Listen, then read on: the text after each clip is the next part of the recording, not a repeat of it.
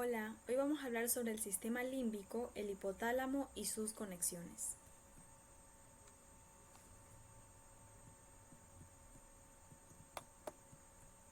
El sistema límbico es un sistema formado por varias estructuras cerebrales que regulan las respuestas fisiológicas frente a determinados estímulos, es decir, en él se encuentran los instintos humanos. Anatómicamente, las estructuras límbicas incluyen las circunvoluciones subcallosa del cíngulo y del parahipocampo, la formación del hipocampo, el cuerpo amigdalino, los cuerpos mamilares y el núcleo anterior del tálamo. Como podemos observar en la imagen, se encuentran todas estas partes que las he mencionado. Formación del hipocampo. La formación del hipocampo consta de el hipocampo, la circunvolución dentada y la circunvolución del parahipocampo. El hipocampo es una elevación curva de sustancia gris que se extiende a través de todo el piso del asta inferior del ventrículo lateral.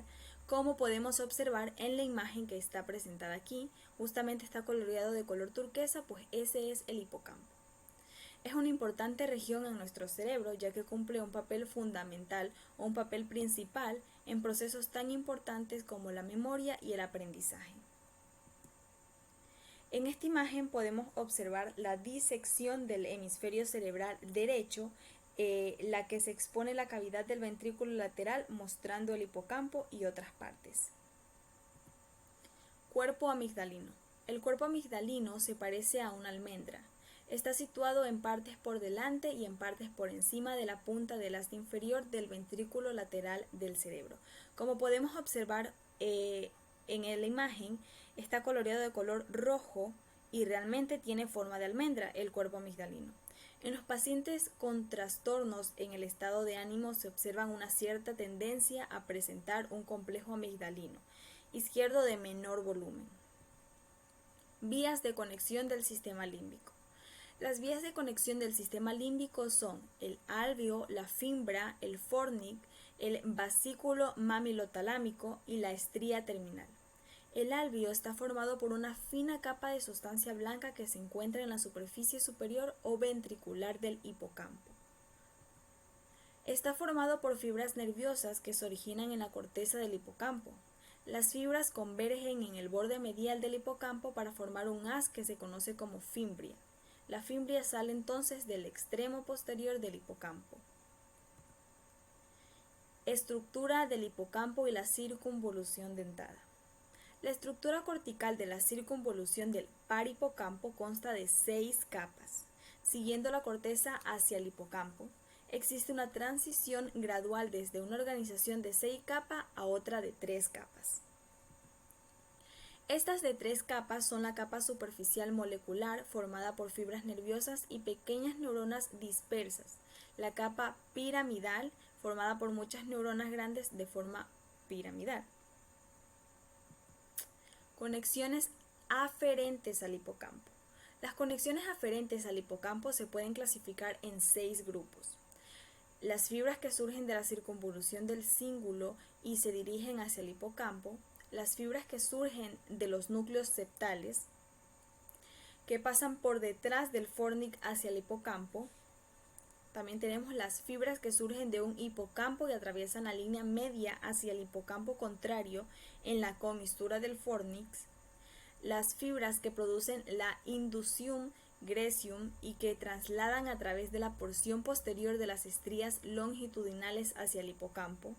Las fibras que proceden del área entorrinal o corteza relacionada con el área olfatoria y se dirigen hacia el hipocampo, y finalmente tenemos las fibras que surgen de las circunvoluciones dentadas y del parahipocampo y se dirigen hacia el hipocampo.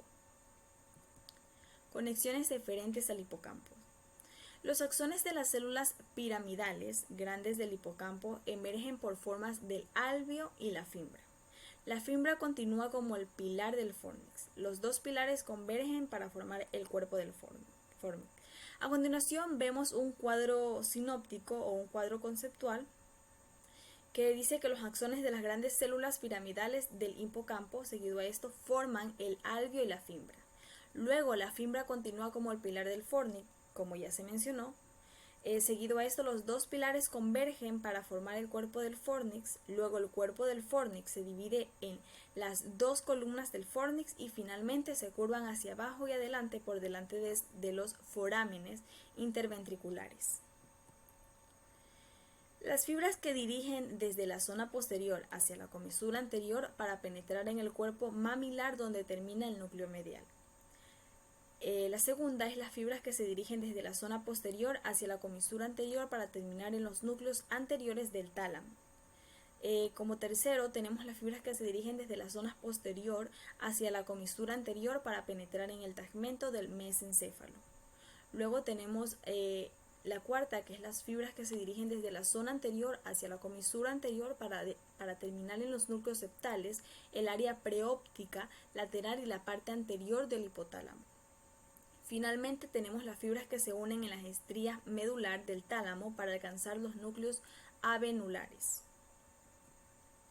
Funciones del sistema límbico. El sistema límbico, a través del hipotálamo y sus conexiones con el tracto de salida del sistema nervioso autónomo y su función del control del sistema endocrino, es capaz de influir en muchos aspectos de la conducta emocional.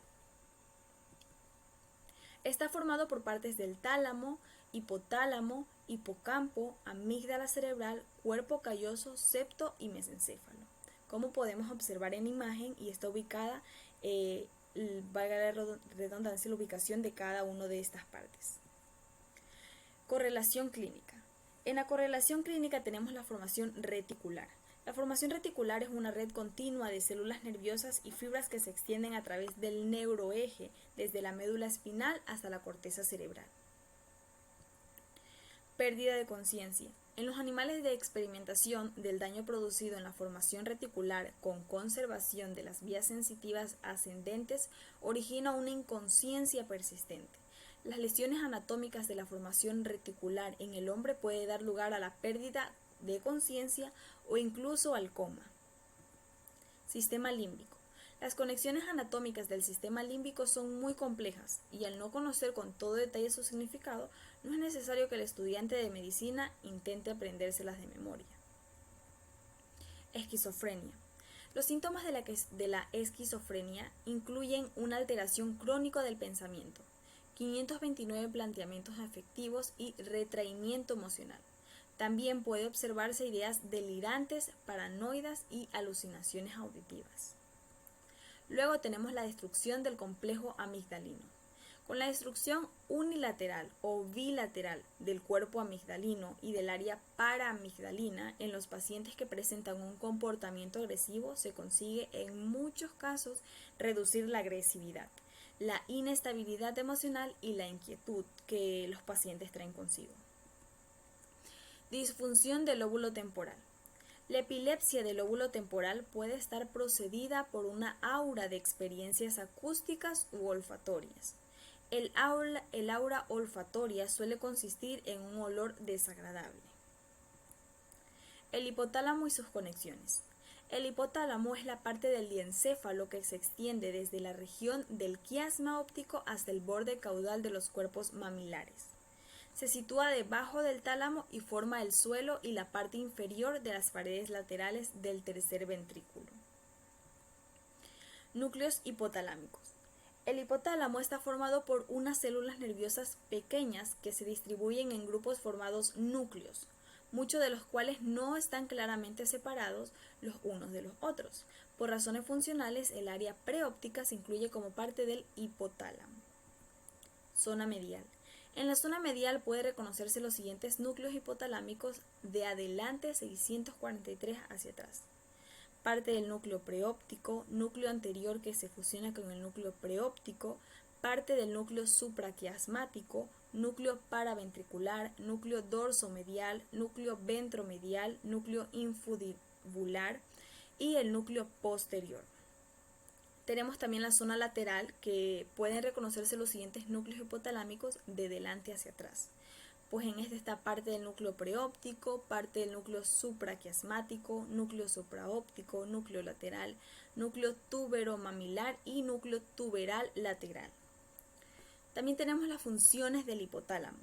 En las funciones del hipotálamo tenemos el control autónomo, que en esta asume el control del sistema nervioso, el hipotálamo, el control endocrino, que es las células nerviosas de los núcleos hipotalámicos, mediante la producción de factores de liberación o factores inhibidores de la liberación. También tenemos la neurosecreción, que la secreción de los vasopresina y la oxitocina por los núcleos supraópticos y paraventricular se exponen. También tenemos la regulación de la temperatura, que es la porción anterior del hipotálamo, controla los mecanismos que disipan el calor corporal.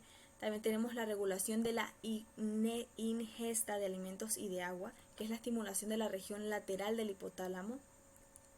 Tenemos también la emoción y comportamiento, que responden a funciones del hipotálamo. Y finalmente tenemos el control de los ritmos cardíacos. El hipotálamo controla muchos ritmos cardíacos. Tenemos la correlación clínica entre estas se encuentran las consideraciones generales. En resumen, las actividades del hipotálamo se ven modificadas por la información recibida de numerosas vías aferentes, procedentes de diferentes partes del sistema 658 nervioso central. En esta tenemos las alteraciones clínicas asociadas con lesiones hipotalámicas. El hipotálamo puede ser un sitio de inflamación, neoplasia o enfermedad vascular. También tenemos obesidad y caquesia. Como resultado de lesiones hipotalámicas puede producirse una obesidad importante. Generalmente se asocia con hipoplasia o atrofia genital. La caquesia es menos frecuente que la obesidad en las enfermedades hipotalámicas. Trastornos sexuales. En los niños puede producirse retraso de la maduración sexual y rara vez precocidad sexual. Después de la pubertad, el paciente con enfermedad hipotalámica puede tener impotencia o amenorrea. Tenemos también la hipertermia o hipotermia. La hipertermia puede estar asociada por lesiones del hipotálamo causadas por traumatismos cefálicos. Tenemos diabetes insípida, que la diabetes insípida resulta de una lesión del núcleo supraóptico o bien de la interrupción de las vías nerviosas del lóbulo posterior de la hipófisis. Y también tenemos el trastorno de sueño. En pacientes con lesiones hipotalámicas se ha observado la presentación de periodos cortos de sueño durante las horas diurnas o bien de insomnio. Finalmente tenemos el trastorno emocional. En los pacientes con lesiones hipotalámicas se han observado crisis de llanto o risas injustificados, ira incontrolable, reacción depresiva e incluso brotes maniáticos.